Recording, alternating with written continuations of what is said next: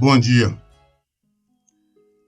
1 Timóteo 2. Primeira carta de Paulo a Timóteo, capítulo 2. Antes de tudo, recomendo que se façam súplicas, orações, intercessões e ações de graça em favor de todas as pessoas, pelos reis e por todos que exercem autoridade, para que tenhamos uma vida tranquila e pacífica, com toda piedade e dignidade. O apóstolo Paulo aqui está nessa carta de Timóteo, para que ele recomenda, ele pede, ele clama que as pessoas façam orações, súplica, clamor, levante clamor ao Senhor. Interceda por todos. É nosso dever como cristão. O cristão ora. Nós temos que sempre estar orando. E orar, como eu sempre digo, é um diálogo. É você entrar na presença do Pai, estar dialogando, conversando com Ele. Ali você apresenta os seus pedidos. E nós devemos pedir por tudo, orar pedindo por nós mesmos, orar pedindo pelos nossos familiares, orar pedindo pelos nossos amigos, orar pedindo pela intercessão pelos que nos consideram inimigos, orar por todas as autoridades, tanto municipais, estaduais e federais, para que Deus os ilumine e elas possam criar leis de acordo com a palavra de Deus, para que nós possamos desfrutar de paz, para que nós possamos desfrutar de tranquilidade e viver uma vida com dignidade. Devemos orar, clamar pela nossa saúde física e espiritual e das pessoas também. Ou seja, nós temos milhões e milhões de motivos para estarmos orando. E o maior deles é nós estarmos na presença do Pai. Porque quando nós estamos orando, nós estamos na presença do Pai, nós estamos falando com Ele, estamos dialogando com Ele. Então o motivo é que não nos falta para orar. Crente que não ora não é crente. Ah, porque eu canto, eu louvo. Tá, você pode cantar, você pode louvar. Você pode ler a Bíblia, meditar na Bíblia, mas orar é fundamental. É fundamental essa conversa, esse momento com Deus. E nós devemos orar em todo o tempo. Quando não é possível, nós, no nosso trabalho, podemos estar orando em pensamento. Está dirigindo, ora em pensamento, está dentro do ônibus, no coletivo, ora em pensamento, no trabalho. Procure sempre estar em comunhão com o Senhor. Vê alguma coisa errada, alguém faz alguma coisa errada, ore, clame ao Senhor. Ah, está vendo uma pessoa numa luta, sofrendo, você não pode fazer nada, não tem como você fazer? Tem sim, ore por aquela pessoa. Apresente o Pai, vê uma situação, Pai, você está vendo ali, aquela situação, intervenha, Pai, socorra aquela pessoa, ajude-a. Então, constantemente nós temos que estarmos orando. Não tem motivos para nós justificarmos a nossa falta de oração. Pessoas vão dizer, não, porque eu estou cansado, eu estou desanimado. Você está cansado, desanimado, mas você todo dia se alimenta. Toma café, almoça, janta. Então, se você também está desanimado, então não deveria fazer nada disso. E se estamos desanimados, vamos buscar alimento. Alimento verdadeiro, alimento sólido, eu não sei. Então vamos falar com Ele. Porque Ele nos alimenta, Ele nos coloca de pé, Ele nos fortalece. Então só tem motivo, não estou sentindo fraco, estou sentindo desanimado, estou sentindo triste. Vai orar, vai falar com Deus. Então, constantemente nós temos que estar orando. Versículo 3. Isto é bom e agradável diante de Deus, o nosso Salvador, o qual deseja que todas as pessoas sejam salvas e cheguem ao pleno conhecimento da verdade. É bom, Deus agrada das nossas orações quando nós estamos orando, intercedendo, clamando por alguma pessoa. Deus se agrada, Deus gosta.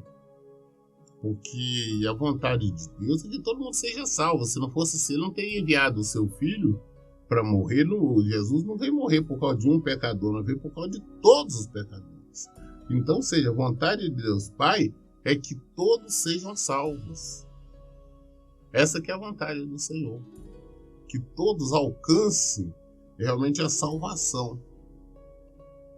Então, é nossa obrigação. Não é um favor, não. Não vou fazer o favor de orar por você. Não vou fazer. Não é minha obrigação orar. Eu tenho que fazer isso, eu tenho que clamar, eu tenho que interceder. Pastor, mas para mim orar por uma pessoa tem que ficar horas orando. Não. Você pode interceder por uma pessoa com uma oraçãozinha ali de 1 minuto, de 2, de 5 minutos, depende da sua disponibilidade. Viu uma pessoa não está certa, falou, Senhor, interceda por aquela pessoa. Está vendo aquela situação dela? Mude. Em nome de Jesus, está vendo uma pessoa enferma? Senhor, opera ali, traga cura para aquela pessoa. Né? Então, nós temos que estar orando. Por nós, veio uma tentação, se você está vendo a tentação aqui, me ajude, me socorra. E assim sucessivamente, porque é isso que agrada a Deus. Versículo 5. Porque é um só Deus e um só mediador entre Deus e o ser humano, Cristo Jesus, o homem. Só tem um que pode nos salvar, só tem um que pode nos conduzir à salvação. É Jesus. Somente esse é o mediador. Somente esse. Às vezes as pessoas falam, não, Maria, mãe de Jesus, vai interceder por nós. Não tem condição de interceder por ninguém. Não existe mediador. O único mediador é Jesus Cristo. Nós vamos pedir para Aparecida, para Maria, para Graça, para um padroeiro, para Maomé, para ninguém. Ninguém pode fazer nada, ninguém pode interceder por nós, a não ser Jesus Cristo. Então nós temos que orar sempre, clamar o Senhor em nome de Jesus. É Jesus que intercede, é Jesus que é o nosso advogado, é Ele que pleiteia a nossa causa. E não tem ninguém mais. Infelizmente eu não consigo entender os católicos aí, os padres nesse engano, ensinando as pessoas, Maria intercede por nós. Maria para interceder por alguém? Não tem ninguém. Nem Maria, nem nenhum dos apóstolos, Pedro, Paulo, João, nem eles não têm condição de interceder por ninguém. Davi não tem condição de interceder por ninguém. Ninguém. João Batista não tem condição de interceder por ninguém. Absolutamente ninguém. O único que pode interceder por nós, um pode nos salvar, é Jesus Cristo, o Senhor, o Filho de Deus. Versículo 6. Ele se entregou em resgate por todos, para servir de testemunho ao seu próprio tempo. Ele se entregou por nós. Ele morreu, ele deu a vida dele para que nós pudéssemos ser salvos. Mas não foi a Maria que deu a vida por nós, não. Maria não deu a vida por ninguém. Não. Jesus deu a vida por nós, para sermos salvos. Não foi Aparecida, não. Não foi a luz, não foi sei lá quem quer que seja. Foi Jesus. Ele se entregou por nós. Por todos nós, para que nós pudéssemos ser salvos. Ele é o mediador.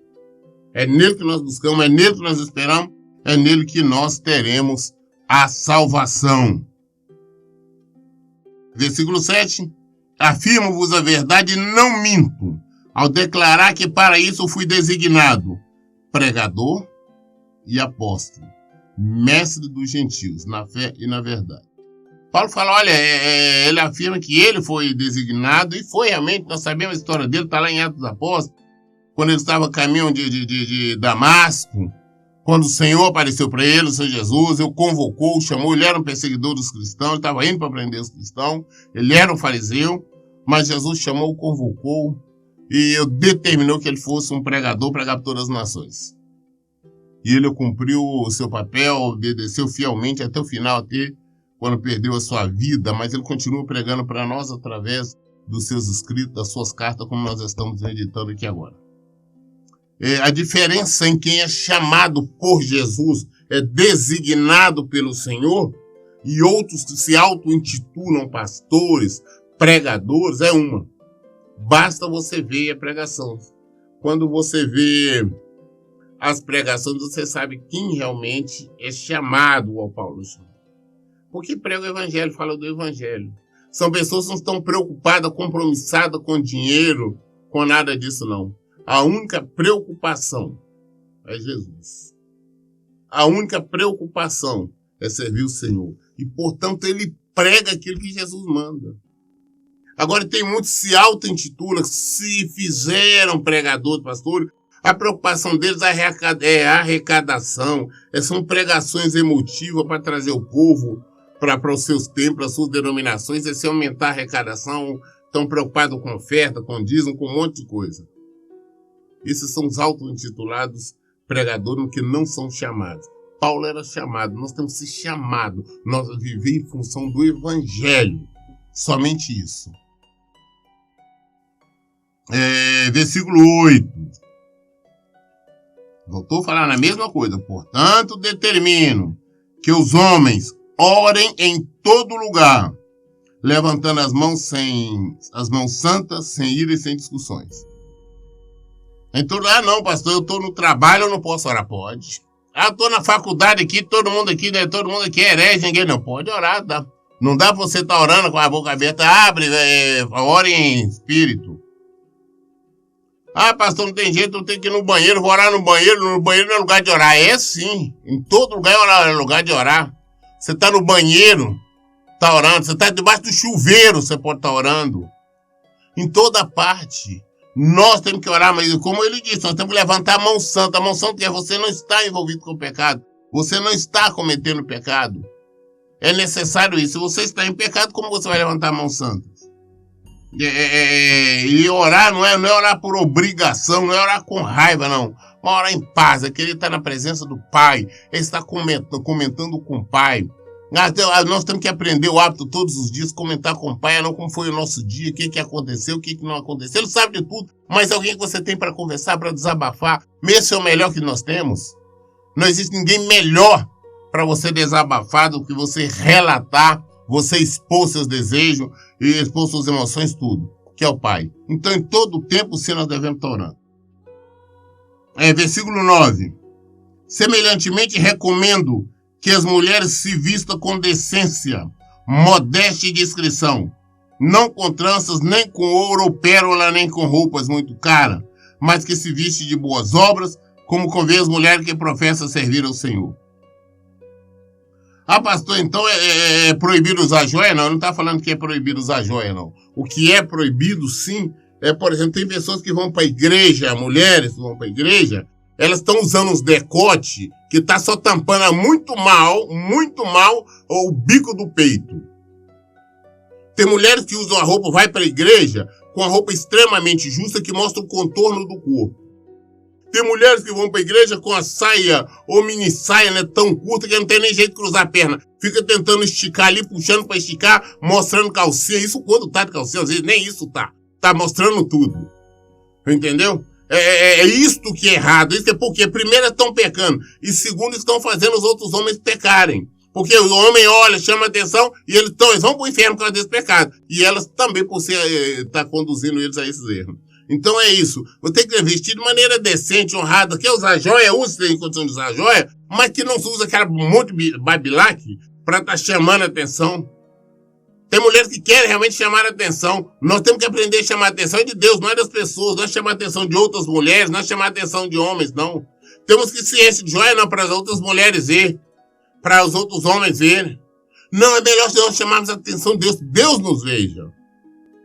Então nós temos que comportar, não é errado usar um brinco, não é usar um cordão, não é um anel, aliança, é usar pulseira, não é. Não é para nenhuma mulher errado usar, mas que a nossa prioridade seja agradar a Deus e viver em conformidade com a palavra dele e não para estar chamando a atenção.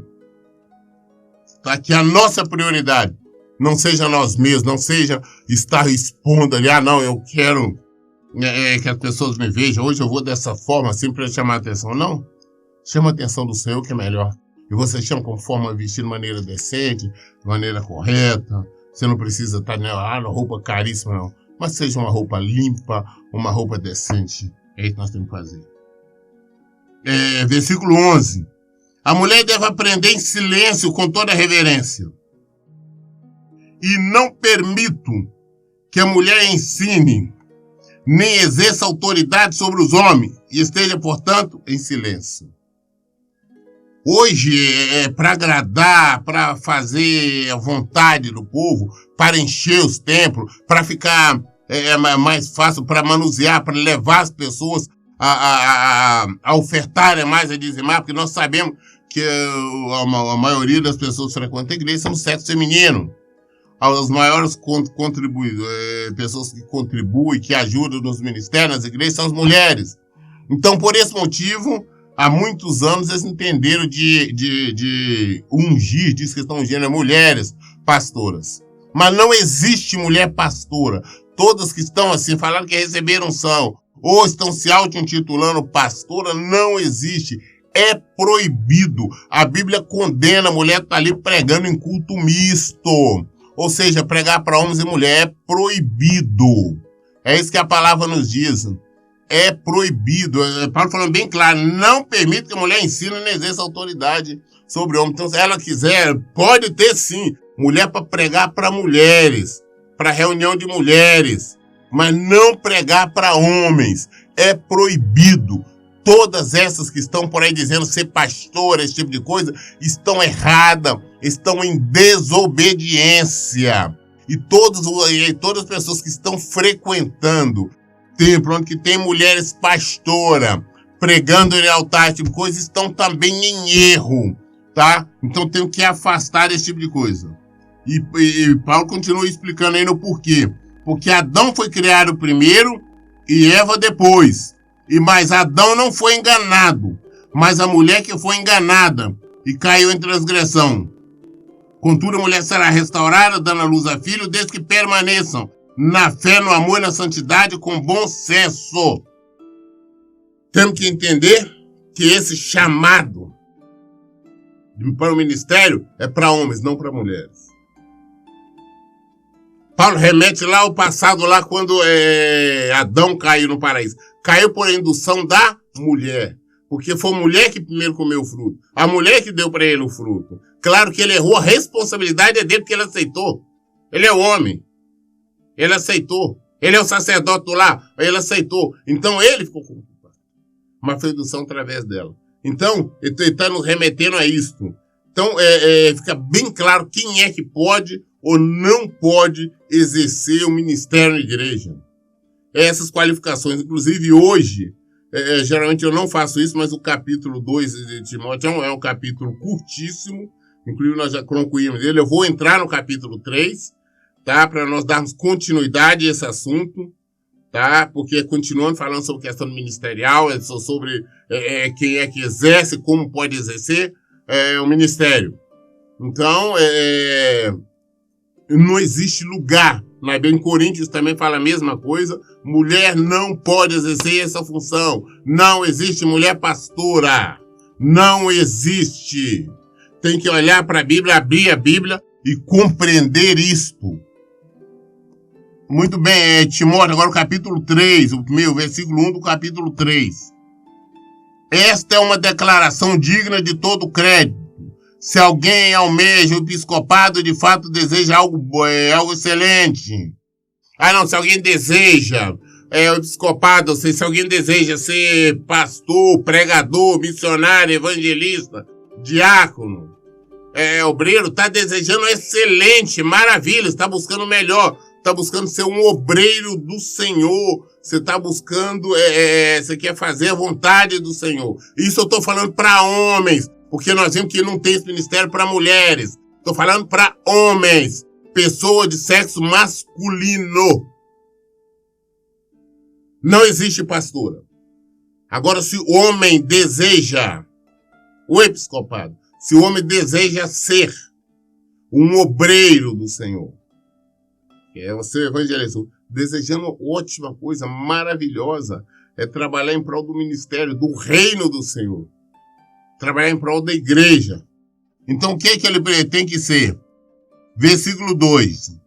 é fundamental, pois que o bispo seja irrepreensível, marido de uma só esposa, equilibrado, tenha domínio próprio, seja respeitável, hospitaleiro, capacitado para ensinar, não deve ser apegado ao vinho, nem violento, mas sim amável, pacífico e não amante do dinheiro.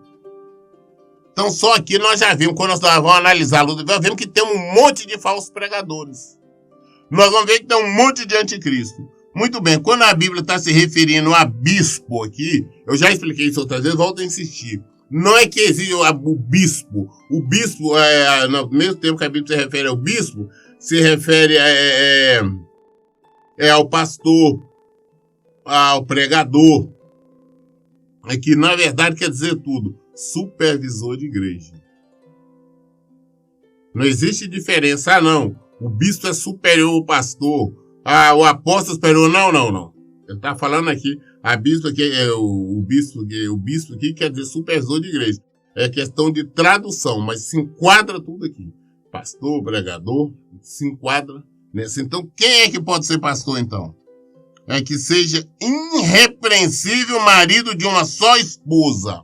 Ou seja, se ele for casado, ele tem que ter uma só esposa. Não pode estar no segundo casamento, não pode estar em adultério, não pode estar divorciado, não pode estar no segundo casamento. Se ele não é um homem de Deus, não está a serviço do reino. Se alguém está frequentando algum templo que tem suposto pastor que está divorciado, está no segundo casamento, ou casado com divorciada, sai fora. Está no lugar errado, isso não é a igreja do Senhor. Ele tem que ser equilibrado, tem que ter domínio próprio. Aí quando você vê nessas igrejas aí que falam pentecostal, você vê os caras pulando, dançando, rolando. Não é o Espírito Santo, então tá esquisito. Um do fruto do Espírito Santo é que é domínio próprio. Como é que ele fica pulando, rebolando, caindo de cabeça, caindo no chão? Eu já vi igual, cai no chão, fica andando com o pessoal dos valadão lá. Andando de gatinho, cai no chão, ficou andando de gatinho como animal. Isso aí domina o Espírito Santo? Pai e filho andando lá no altar lá como gatinho, como animal qualquer. Isso é Espírito Santo? Não é domínio próprio. O que é domínio próprio? Você sabe o que pode fazer. O Espírito Santo não te derruba, não joga no chão, não. O que Deus, o que Jesus, o que o Espírito Santo quer jogando alguém no chão? Nós temos que entender da seguinte forma: quando nós caímos, quando alguém cai, está orando, alguma coisa caiu, é demônio. Quem está orando, ele tem que continuar orando para arrepender, para expulsar. Então tem que ter domínio próprio. Seja respeitável. Alguém que as pessoas não podem dizer, não, ele é um mal pagador, ele dá cheque sem fundo, ele é caloteiro. Não, tem que ser uma pessoa respeitável. As pessoas sabem aquilo ali. Aquele homem ali é uma pessoa honesta, uma pessoa justa, uma pessoa honrada. Hospitaleiro, está sempre pronto a receber, acatar, ajudar as pessoas que precisam, as pessoas necessitam. Ele jamais vai dizer não para quem precisa. Capacitado para ensinar. Você tem que ter condição de ensinar. Você tem que saber ensinar o Evangelho de Jesus Cristo. Tem que ser capacitado para isso. Para ensinar não qualquer coisa, o Evangelho de Jesus Cristo.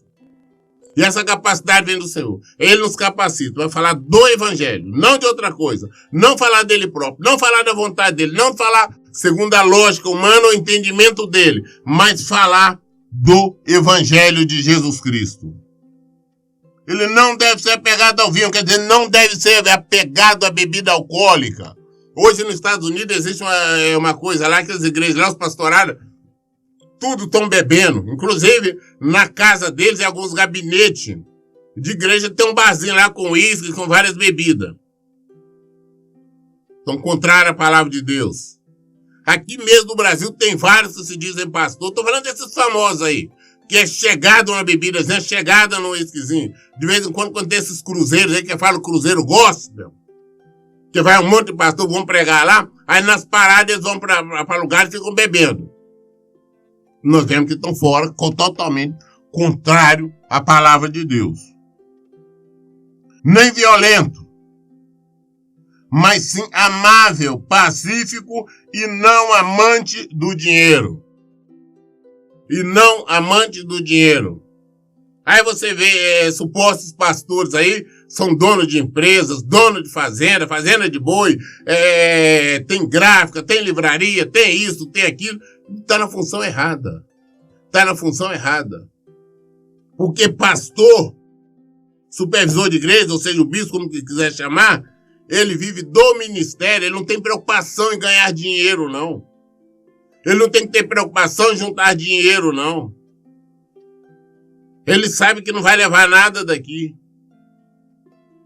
Ele somente é custeado por Deus através do ministério. Só a manutenção dele. Essa que é a realidade. Não pode viver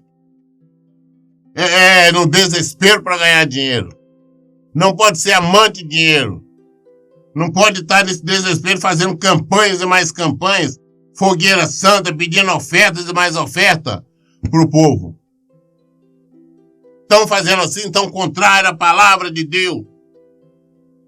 O bispo ou supervisor de igreja ou pastor, como queira chamar, deve também governar bem sua própria família, sabendo educar seus filhos a lhes serem submissos com todo respeito.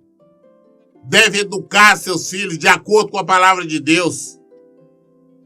Ah, pastor, mas meus filhos agora já ficou adulto, eles não querem obedecer. Mostra para eles o caminho da rua. Nós temos a obrigação de educar os nossos filhos até a maioridade, segundo o país que nós vivemos, que é o Brasil, que é 18 anos. Tem que nos obedecer, sim.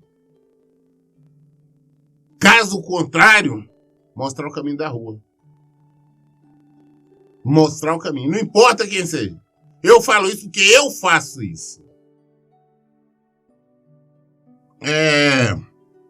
Porquanto se alguém não sabe governar sua própria família, como poderá cuidar da igreja de Deus? Se você não tem condições de governar, de administrar a sua casa, a sua família, como é que você vai administrar a igreja de Deus? Não tem condições. Não devem ser recém-convertidos, a fim de que não se ensoberbeça e caia na mesma condenação em que caiu o diabo. Ah, não, o cara acabou de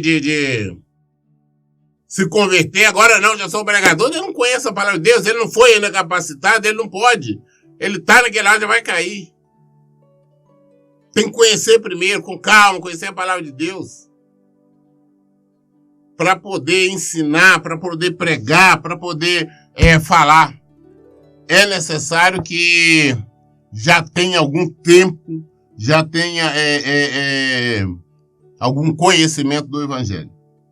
E para que não soberbeça e caia na mesma condenação que cai o diabo. Ou seja, o diabo se pensou, ficou soberbo, não, eu posso colocar minha cadeira no lugar mais alto do que de Deus. Caiu. O recém-convertido fala, não, eu sou, eu posso, eu posso fazer isso, eu tenho poder para isso, porque não tem. O dia que nós entender que quanto mais nós crescemos espiritualmente, mais nós diminuímos. Nós sabemos que nós não somos nada. Nós reconhecemos que somos servos, reconhecemos que somos escravos, reconhecemos que somos dependentes do amor do Senhor. Então, por isto, nós temos que tomar cuidado. Tem muitas pessoas que não se converte, já sai, já acha, tá naquele embalo, naquela coisa do primeiro amor. Não, eu agora já vou pregar, já vou. Calma. Vai conhecer primeiro o Senhor. Vai conhecer com calma primeiro o Evangelho de Jesus Cristo. Versículo 7. Também é necessário que tenha bom testemunho dos de fora, para que não seja envergonhado nem caia na armadilha do diabo. Tem bom testemunho de fora, que as pessoas do mundo, é o que? Os católicos, os espíritas, os macumbeiros, os sem religião, os ateus, e todos não possa falar mal dele, falar, não, aquele ali é um cara desonesto, aquele ali é um picareta, aquele ali é um adúltero, aquele ali faz isso. Não, tem que ter um bom testemunho. A pessoa pode não gostar de você, da sua religião, pode não gostar de você, porque você serve a Cristo, mas não pode te acusar de coisa errada. Mesmo sem querer, ele tem que dar um bom testemunho. Falar, não, aquele cara ali, ele é meio enjoado, ele é meio esquisito. Não, mas ele é uma pessoa honesta, ele é um bom caráter, ele não mexe com a família dos outros, ele não dá prejuízo a ninguém, ele vive de maneira correta. Tem que ter um bom testemunho de fora. Mas, infelizmente, hoje você vê um mau testemunho. Tem muita dano, é mau testemunho. A pessoa vê, não, aqui, rapaz, aquele cara ali, ele só faz coisa errada, ele anda dando cheque sem fundo, é caloteiro, ele não paga ninguém, ele faz tudo errado. Anda denegrindo o evangelho. São os que se intitulam pastores, se auto-intitulam homens de Deus, mas não são. Então nós temos que olhar isso. Bom, se você está em casa, você pode continuar lendo. Eu li até o versículo 7, mas você pode continuar lendo. Vai falar sobre os diáconos, os obreiros de uma forma geral. Quem pode ser, como não pode ser. Nós vemos muito obreiro, muito pessoal, eu sou diácono, eu sou diaconisa. Não, vai ler na Bíblia aqui direitinho, continua a partir do versículo 8, você vai entender exatamente quem pode ser. Nós lemos hoje 1 Timóteo, começamos no capítulo 2, lemos todo ele, passamos para o capítulo 3 até o versículo 7. Todas dúvidas, nós trazemos a luz da Bíblia. Por isso eu digo, em todo o tempo, leiam e pratiquem a Bíblia. Que Deus abençoe. Então, bom dia.